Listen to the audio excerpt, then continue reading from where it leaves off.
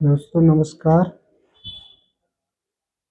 आज के समय में लोगों की दिनचर्या इतनी ज़्यादा खराब होती जा रही है कि उनको एक जो पाचन तंत्र से संबंधित जो समस्या है वो बहुत देखने को मिल रही है। कब्जी, कॉन्स्टिपेशन। एक्चुअली ये कॉन्स्टिपेशन होता क्यों है? जब अपने जो इंटेस्टाइन में जो स्टूल है, जो मल है, जो पचा हुआ अनपचा जो भोजन है वो पूरी तरह से बाहर नहीं निकलता। किसी कारण से वो इंटेस्टाइन में इकट्ठा होने लगता है, वहाँ सूखने लगता है, हार्ड होने लगता है, तो फिर वो पास नहीं हो पाता और वो हाथों में ही भरा रहता है, जिसको अपन कहते हैं कब्जी। कब्जी। अब दोस्तों, ये कब्जी हो क्यों रही है? कब्जी होने का सबसे बड़ा जो कारण है वो है लाइफ स्टाइल चेंज। ना तो आदमी समय पे सो रहा है, ना समय पर खा रहा है, ना समय पर एक्सरसाइज कर रहा है, और अपनी जो दैनिक क्रिया हैं वो सब उसकी बिगड़ी हुई है। खान पान में भी ऐसा खाना खाया जा रहा है कि जो पच ही नहीं रहा है, जो पूरी तरह से डाइजेस्ट ही नहीं हो रहा है, या जो खाने में जो या तो फैटी चीज़ें ज़्यादा हैं जिनको अपना शरीर जो है पचा ही नहीं पा रहा है। तो ये बहुत सारे कारण हैं जो लाइफ स्टाइल से रिलेटेड, जो आजकल लोगों में देखने को मिल रहे हैं चेंजेस, इनके कारण कब्जी की समस्या भी बहुत आम हो गई।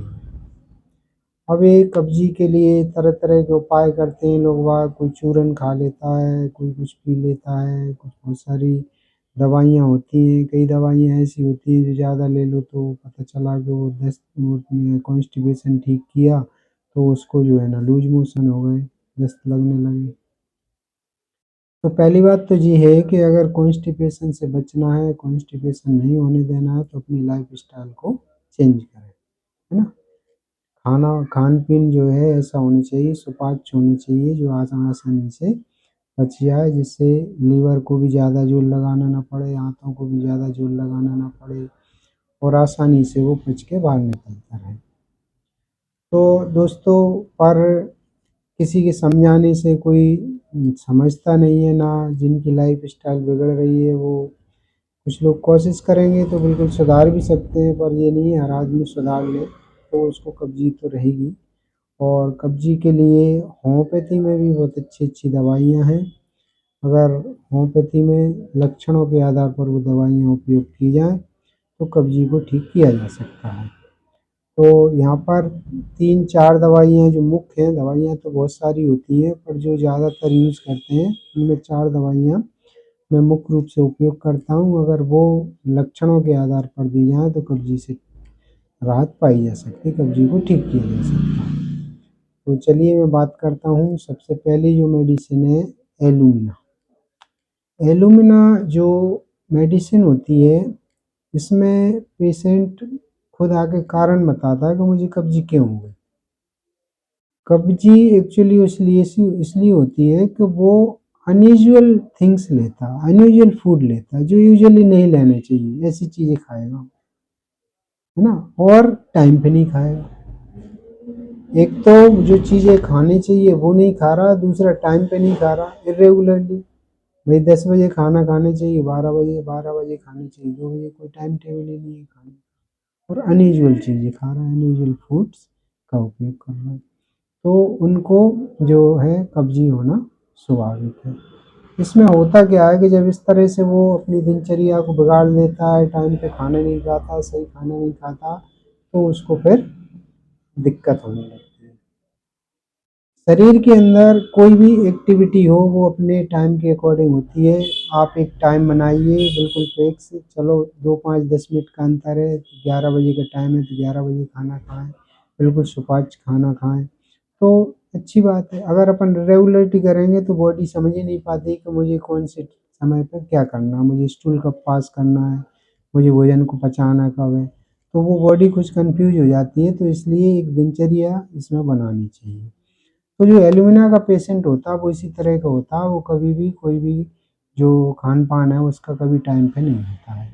टाइम पे ना होने के कारण उसका जो रेक्टम है, यानी कि जो मलाशय में जब मल भर जाता है तो वो इनएक्टिव हो जाता है। वो उसको पता ही नहीं रहता कि जो स्टूल भर गया मेरे अंदर, अब मैं इसको खाली कर दूँ।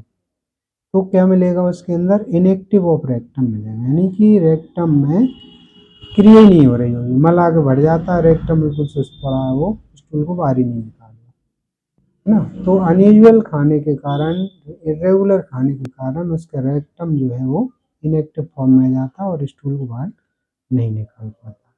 ऐसी कंडीशन में पेशेंट क्या करता है, जब भी वो स्टूल पास करने जाएगा तो बहुत तेज जोर लगाएगा, स्टेनिंग बहुत तेज जोर लगाएगा। मतलब स्टूल ऐसा नहीं है कि उसका हार्ड हो गया, स्टूल सॉफ्ट है। सॉफ्ट स्टूल होने के बाद भी उसको बहुत ताकत लगाना पड़ती है, इसके बाद भी स्टूल बाहर नहीं आ रहा। क्यों नहीं आ रहा? क्योंकि जो रेक्टम की मसल है वो इनएक्टिव हो गई है। तो स्टूल आएगा कैसे बाहर? तो सॉफ्ट स्टूल में भी उसको बहुत ज़्यादा जोर लगाना पड़ता है। अब वो सोचता है कि यार स्टूल तो बाहर ही नहीं निकल रहा। कई बार तो ये होता है कि उसको इच्छा ही नहीं होती स्टूल पास करने की, नहीं निकल रहा तो करो ही मत। तो वो जो है डिजायर ही नहीं होती, इच्छा ही खत्म हो जाती है इस तरह से, है ना।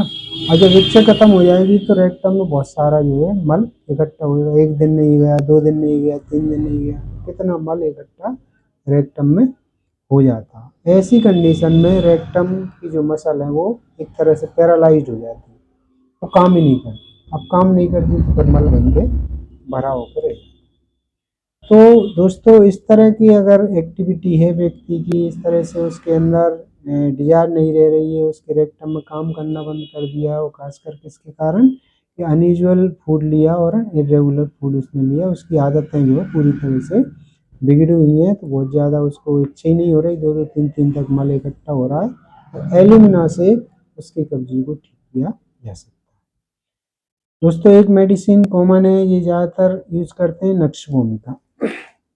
नक्शवोमिका में एक्चुअली इसके भी जो पेशेंट होते हैं वो बहुत सेडेंटरी लाइफ वाले होते हैं। उन्हें बीड़ी, तम्बाकू, सिगरेट इस तरह की उनकी आदतें होती हैं और एक जगह बैठे रहते हैं, ये चलता रहता है, ना खाने का उनका ठिकाना रहता, ना कुछ। तो इस तरह के जो पेशेंट होते हैं उनमें नक्शवोमिका बहुत अच्छा काम करती है। पर इसमें ये है कि उसको स्टूल तो पास होता है, इच्छा होती है उसकी, कांस्टेंट अर्जिंग बनी रहती है कि वो जाना है जाना है। पर जब